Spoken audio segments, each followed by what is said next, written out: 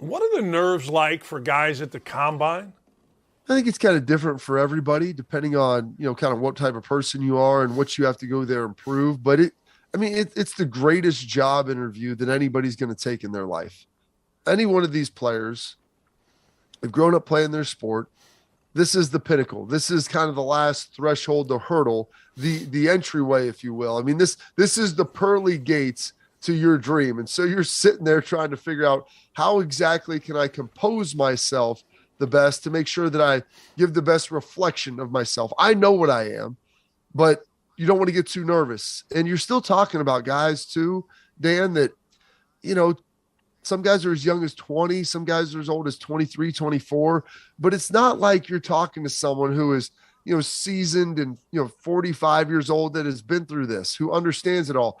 Understand that people are going to ask probing, uncomfortable questions, that they're going to, push on you medically. They're going to do all these things. You're going to be sleep deprived. You're going to be so stressed out. And so you're just trying not to make a mistake. And you're trying to navigate this and like, hey, I want to come off as competitive, but I don't want to, and confident, but I don't want to be arrogant. And, it's people are like, just be yourself. You're like, well, what does that even mean? These coaches, they twist you up and not so much. It's like, well, I don't know how to answer this question. I'll say this, good friend of mine, AJ Hawk, we played, college together, lifting partners, worked out together, all this stuff. We're great friends and still are to this day.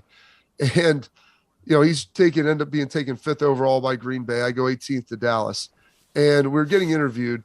And it's funny because we've had conversations with him since then. And this is just his shtick to kind of get under everybody's skin. But Joe Vitt was the defensive, I think just the linebackers coach, maybe coordinator for the Saints at the time.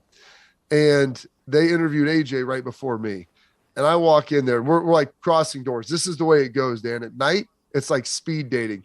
You have 15 minutes with the team. They do it for 3 hours. It's like 3 nights or 4 nights. You try to get to all the different teams, but I did interview 26 teams in 3 days. I mean, your head's spinning. You don't even know what's going on.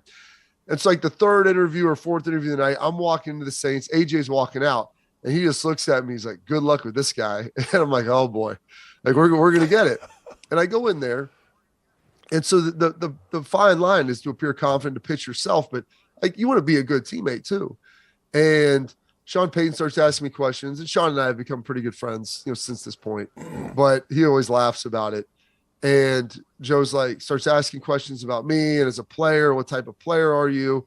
And he's like, well, who would you take? You or AJ Hawk? I'm like, well, I mean, AJ's good at a lot of things.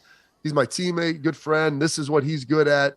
This is what I'm good at. It's kind of it's a function of you as a coach of what you want in a player and what you're really looking for position wise.